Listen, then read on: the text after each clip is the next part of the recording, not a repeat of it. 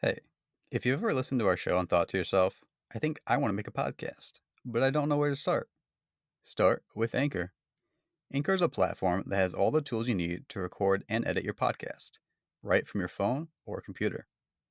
Using Anchor allows you to distribute your show to platforms such as Spotify, Apple, Google, and so many others. The best part is that it's totally free. So if you want to get started, you can download the Anchor app or go to anchor.fm.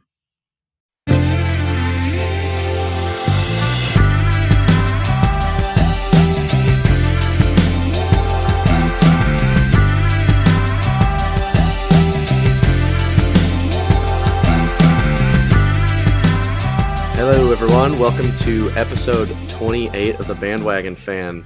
We're launching into a new season, so we've got some new formats coming in, which I'm really excited about. Today is me, Alex, and we've got another host, Josh. Say Hello. hello, everyone. Josh is Welcome to here. season Josh is live. 2. Season 2. Woo!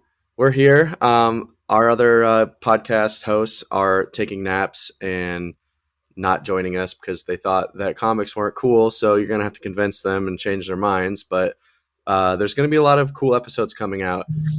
Today, we're diving straight into the world of comics. But we want to start with some current events first. Yeah, I'm gonna bring up our WTF moment of the week. Do you know that Shakira is single now? How? Right? Thank you. So she was with this soccer player named Piqué, and allegedly he cheated on her. And it's like, dude, you were with Shakira. Why? Boo! Why? I mean, you should never cheat on anyone, but you Right. also should especially not cheat on Shakira. Right. It's like she's obviously very attractive. She's very intelligent, speaks multiple languages. She's a Very philanthropist. talented. Very talented. It's like, dude, what are you doing with your life? So I yeah, don't know. That guy that is is the that guy's WTF done. moment of the week. Yeah, that guy's definitely done something wrong. What was his name again? What soccer PK. player? PK. Yeah, Lame. I know. You know what? Don't cheat. Don't cheat, ladies and gentlemen. Don't cheat on Shakira, and don't cheat on anyone who isn't Shakira, because that's bad too. Yeah. Be faithful in your relationships. Be cool.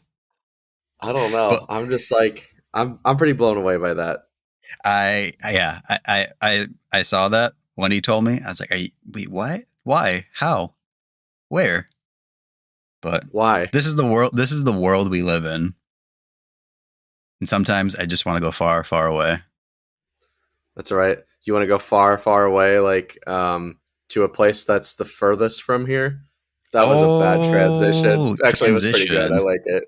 Yeah. So for those who don't know, what's the furthest place from here is a comic series out of Image Comics, written by Matthew Rosenberg, and the art. Wow, I'm blanking on the art. Tyler Boss, right? Yeah, Tyler Boss. Yeah, and it's a dystopian kind of series where you have these gangs of kids who all have like a motif that kind of is assigned to their identity. And the catch in this world is there's no adults. So you have this post-apocalyptic world of all these street gangs and no adults. It's just kids and teenagers. And what's really cool, and I cannot get my hands on one of these, is the special edition of the comic comes with a 7-inch vinyl. Alex, have They you gotten sell one of out these? quick. No, so I've been wanting to get them, but I actually saw there's a comic shop called Southside Comics. They have pre-order available right now for the issue 7 pre-order. It's Oh, on nice. sale right now for like $14.99. These bad boys usually end up getting resold for like $100+. It's usually two singles, I believe. So we've covered like deep dive into a few issues. Right. One of our earlier episodes, we did the first issue, which I believe was Joyce Manor. I don't remember, like Black Flag or something. I can't remember the bands, but that issue sold out instantly, and the resale was crazy. So it's been harder and harder to get those. But issue 7, they've kind of jumped out of the punk route and have went into the indie with Julian Baker and Sharon Van Etten, which I think is really, really cool. I don't know if anyone knows them, but I feel like this one is perfect because I'm actually going to see them in like 2 months. I Like remember you they're on saying tour that. right now. Yeah. Yeah. Kate and I are seeing them in New York. They're on tour right now. I'm sure this isn't a coincidence, but the cool thing also with these vinyl is, at least as of now, these songs aren't available like on streaming. So they're just exclusive to whatever run of the comic. So I'm wondering with them touring if they're just like, let's just write out a few songs together and throw them in here. I think it's awesome. I think if you haven't really read any comics and aren't sure where to jump into, I think that What's the Furthest Place from Here is worth checking out because it feels. Don't you think it feels a little less like your typical comic rundown and a little more like, I don't know. It feels more like a Yeah. Image TV Comics show is to me. great. It's Image is great for people who don't like superhero stuff. They have so many. They have superhero stuff too. They have Spawn and a few other ones, Radiant Red, Radiant Black. But they have a lot of really cool stuff that's a lot more grounded. And this one is definitely one of those. And it's probably the most punk rock comic out right now. It's so cool. And are you going to be able to get like? Is the vinyl going to come out before you see Julian Baker? Because that'd be so cool to get her to sign it if you could I get think one. it's I think it's right after. I got to double check, but I'm going to be like, "Listen, I'll pay mad bucks to get this rush ordered." Yeah, yeah. But it'd be awesome. But seriously, like check it out if you haven't gotten the chance, especially with like Stranger Things out right now. I feel like this is the perfect kind of creepy teenage punk rock landscape type of world to dive into. I did not think about that. Yeah, I think if you like Stranger Yeah, Things, this is a good comic for you then. I feel like And, there's and a lot of stuff that's giving me Stranger Things vibes lately. oh, for sure, for sure. Like the whole like '80s nostalgia, like coming of age story. I mean, it's been done a million times, but it's such a good engaging story. And yeah, I think we're seeing a resurgence of that. But going back to the Julian Baker thing, the reason I'm familiar with her is because of the Devil Wears Prada. Because I mentioned this in a previous episode. They covered her song "Sour Breath," and I See, I really didn't wanted, realize that was her song.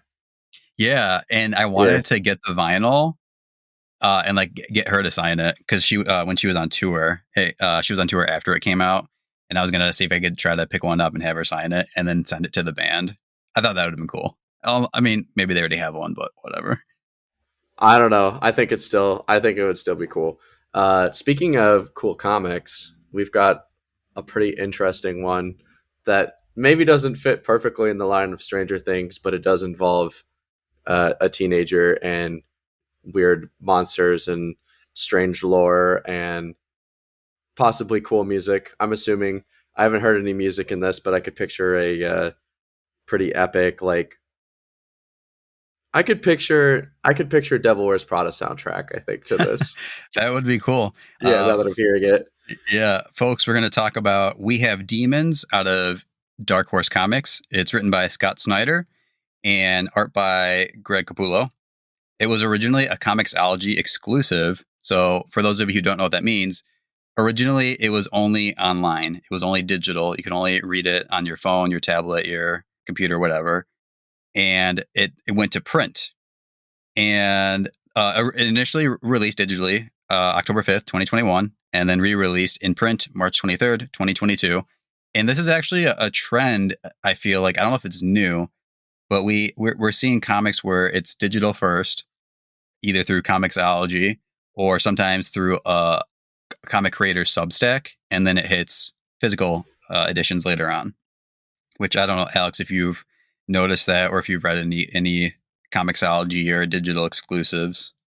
So I've read some of Comixology, but I didn't realize that they were digital only. I was actually a little confused because I like to review or at least like log what I've read on an app called Comic Geeks.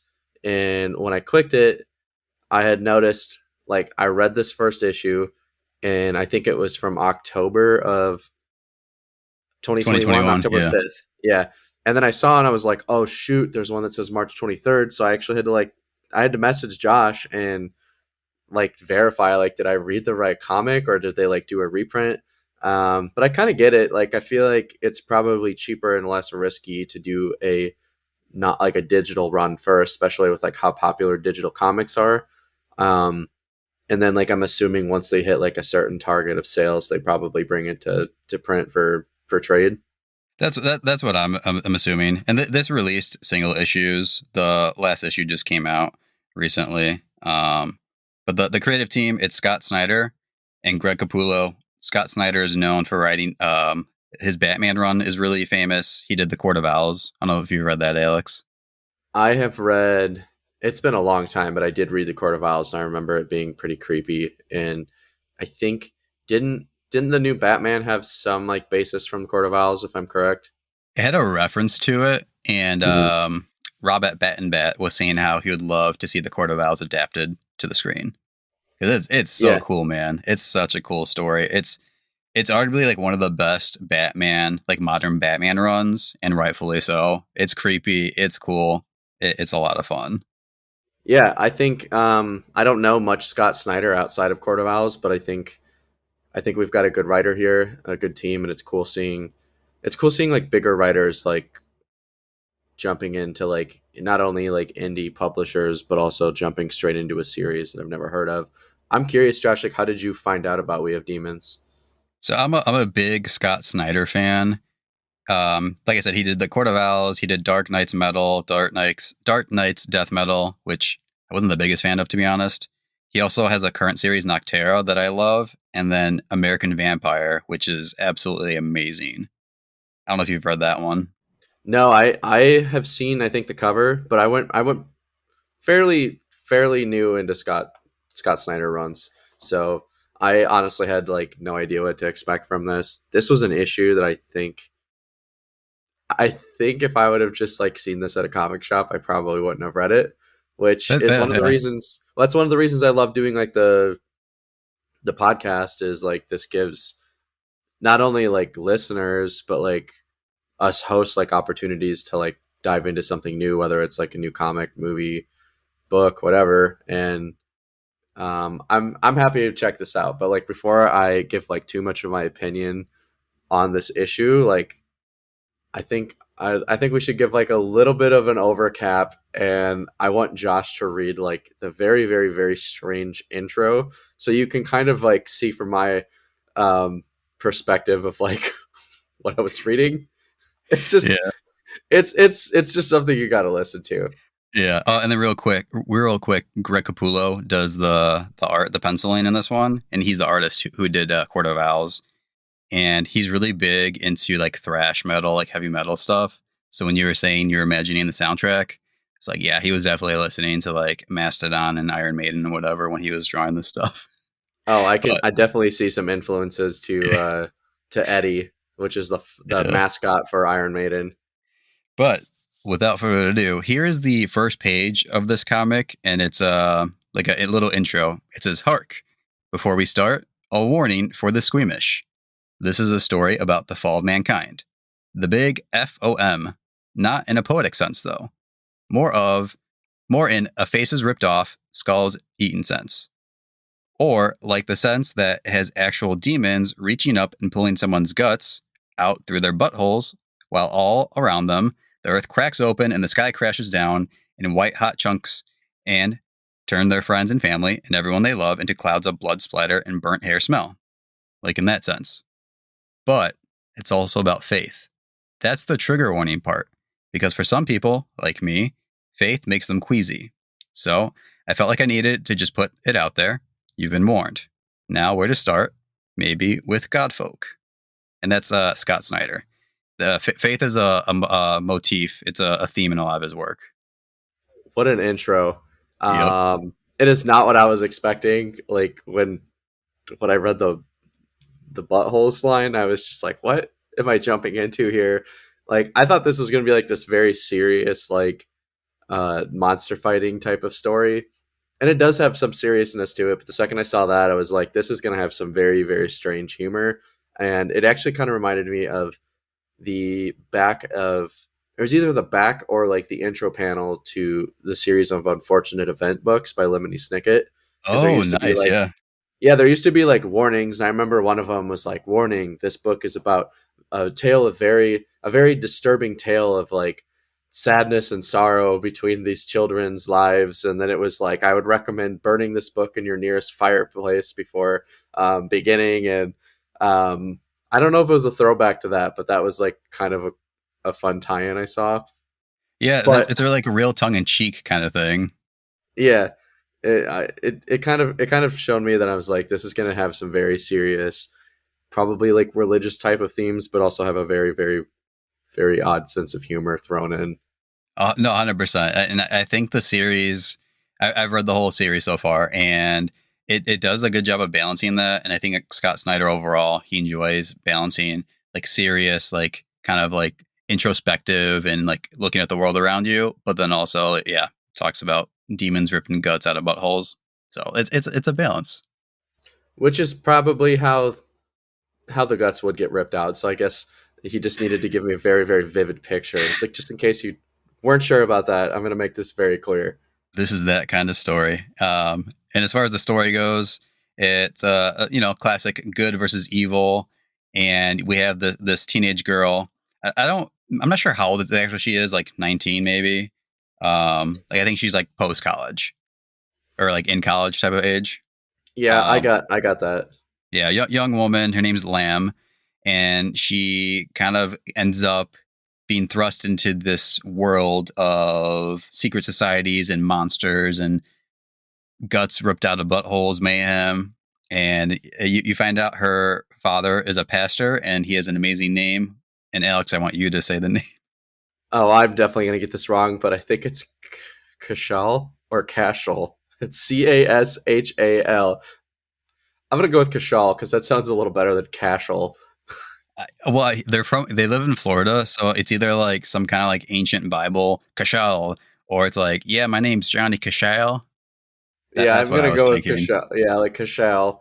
Um, he he's an interesting figure because I feel like the way they describe him at first, he kind of gives me the vibes of like a fire and brimstone type pastor, like the pastors that are like basically like, you have to do this, this, and this, or you're gonna go to hell. But like the preaching style he has is similar, but the things he says are very, very different and are kind of tweaked Yes. to uh like he loves to like, what was it, like he practices a lot of like, doesn't he call people like, basically like finding the god in themselves, Yeah, and he it's like also like utilitarian. I can't think of the word now, man.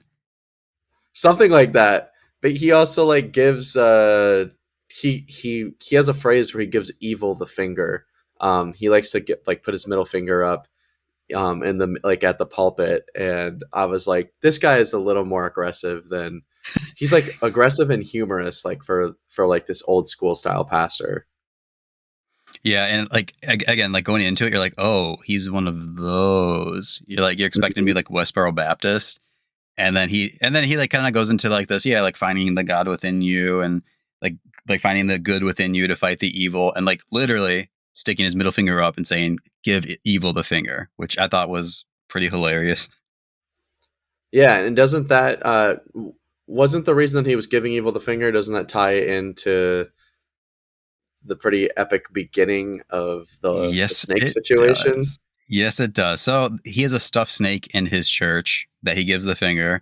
And the reason it's stuffed is it bit Lamb's hand when she was a child. And we're in the first few pages, it's talking about her father and how he loved her, how he like taught her all these things. And then he cuts off her arm. And yeah. What were your thoughts when you saw that? When I saw that, because I believe this was one of the first few panels of the comic, um, this was pretty intense. I was just like, oh, this series is kind of going into like it's kind of a horror route. Yeah, like one thing I noticed, especially after the snake bite panel, was that I got some like serious horror vibes from this issue. Um, it's not like scary like a typical horror comic, but I could tell that this was like opening into, I guess like a genre that I typically don't read, which is why I why I like that they incorporated humor into it. I think if there wasn't any like humor involved, I probably would have like skipped over this. It would have been too much demon and sword fighting and snake bites and snake venom for me. But it's a cool opener. It's I think it kind of shows that this character, like this, like Lamb and her dad have been like introduced to a world of violence and sadness pretty early in their life. And Yeah, because the mom passed away. She died in a car accident, hit and run mhm. when Lamb was even younger. At this point, when she gets her arm cut off, she's like 5, and at first you don't know why it's happening, and then it reveals that she got bit by a snake, and Oh so it was yeah, like this that like was super scary. unsettling horror. Yeah. Yeah, it looked like her dad was just like attacking her at first, which is very unique writing. Right, which is like, oh, well, here's the crazy preacher chopping off his kid's arm. Oh, it's one of those stories. But no, there's a reason for it, and you find out it's because of the snake. And then, yeah, like her father like really loves her, and he's passionate about his work. But then you start to find out he has other work as well, which again, like they kind of make you speculate what's happening. What did you read into like when she finds his calendar and the bloody clothes and all that? So I kind of figured that her dad was either a hero or an anti-hero. I didn't catch him as a villain, but I knew that like the church that he was running was most likely a front for something. That's kind of the vibe that I got. But it was still hard to tell because it's like I feel like Scott Snyder kept like setting it up where it's like I'm making this father figure look very evil, but I could tell that he like um cared for his daughter, but just maybe not in like a normal father and daughter type relationship way. You know, like I don't think most dads would chop their chop their daughter's arm off to protect them. You know, very intense things.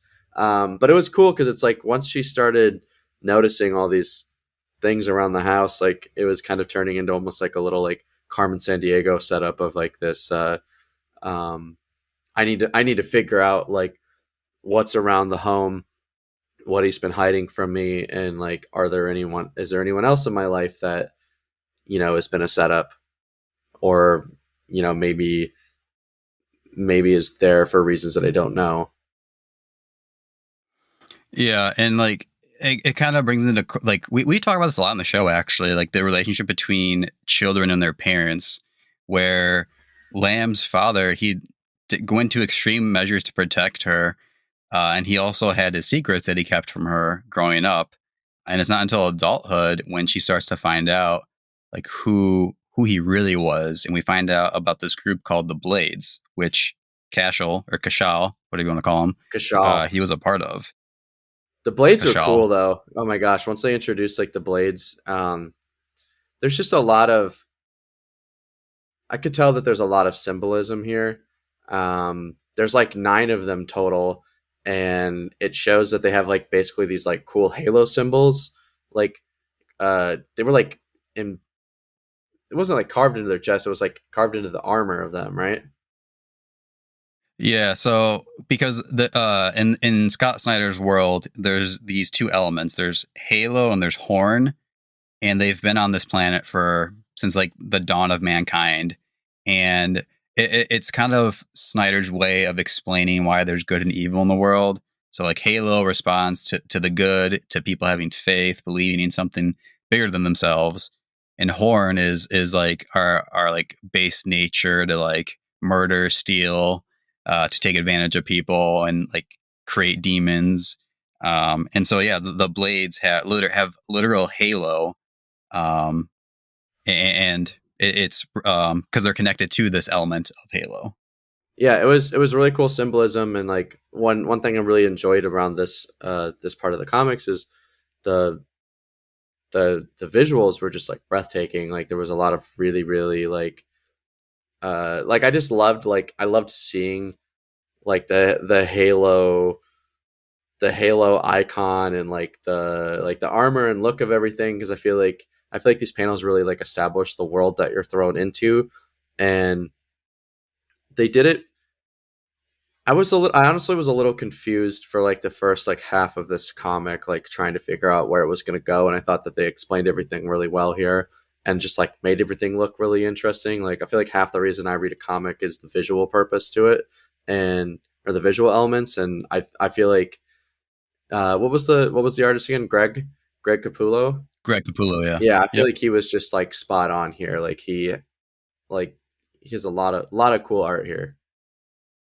Yeah, I have always enjoyed his art. It's always solid. And again, in this issue in the series, again, he nails it. Cool, cool art, crazy, crazy moments. There's a lot. It's not for the squeamish, like Snyder warns us in the beginning. There's a lot of gore.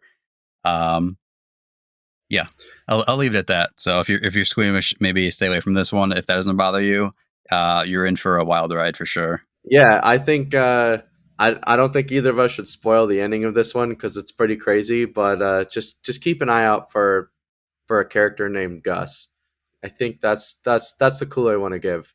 If you read this, keep in mind this is definitely a very adult comic, but Gus is the character. He's the bee's knees of this world. I would agree with Yeah, that. Yeah.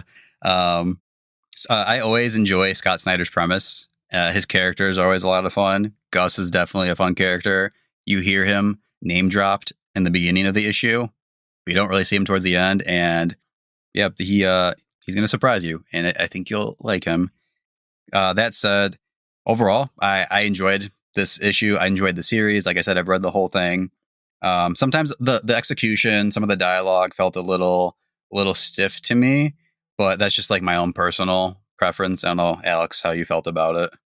yeah. I mean, it's definitely not like the best writing I've ever came across with a comic, but the one thing I thought that they really nailed and is usually a big make or break for me was that Lamb is very interesting. Like I really like cared about her personality. Like her personality like was interesting to me, and I really cared about like every situation she was in and like her actions, and I liked the way that she would investigate each scene that she's a part of, and that like really drew me in. Like if I can't like be invested into the lead character, I'm probably not going to be invested into the rest of the like the rest of the characters.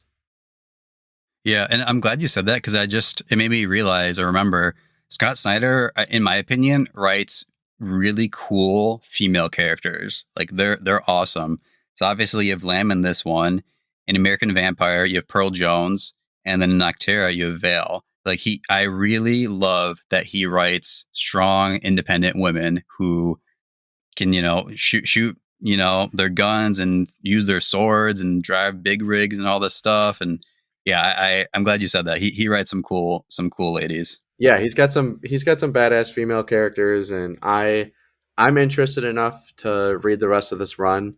Um, it's always hard for me to like rate the first issue of a series. Like to me, I feel like it's like a 4 out of 5 right now, but it's just like I feel like you have to read the whole like the whole run to really get like a full Yeah, scope of yeah. that rating. But I would definitely recommend checking this out. Do you know how many issues there are total?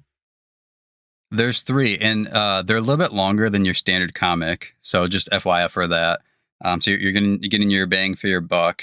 And yeah, I was gonna ask, are you hopping on board this bandwagon if we have demons? Like, you're gonna read the rest of it? I'm hopping on the bandwagon. I'm willing to give. I feel like when I'm like mostly for something, I will read at least the first 2 issues before giving up, and I'm excited to check out number 2. Hopping on the bandwagon, we have demons. Let's go. All right, awesome. Yeah. If you're listening and this sounds interesting to you that you want to check this out, please let us know. I personally love giving recommendations, and when people take those recommendations and enjoy it, if you read it and hate it, let me know too. I'm always down to hear that. And with that, I think that's it for our episode. Thanks for listening. Like, rate, review, subscribe. You can find all of our other episodes anywhere else you listen to your other favorite podcasts. Again, thanks for listening. We'll catch you in the next one. Oh, and don't forget that we've got. Remember, this is season 2, so we've got some more episodes coming out soon with the rest of our team. So that's including AJ, Kate, and Natalia. So we've got some good things. Check it out. Bye. Bye.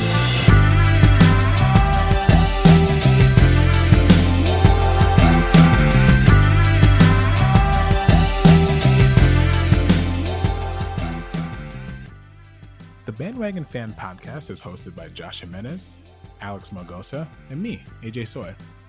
Our show is produced by Kate Smith and edited by your boy, AJ. Our social media is managed by Natalia Kokulia, and our theme song, Lush Waves, is provided to us by Taylor Lewin of _audio. Thank you for listening, and we'll see you next time.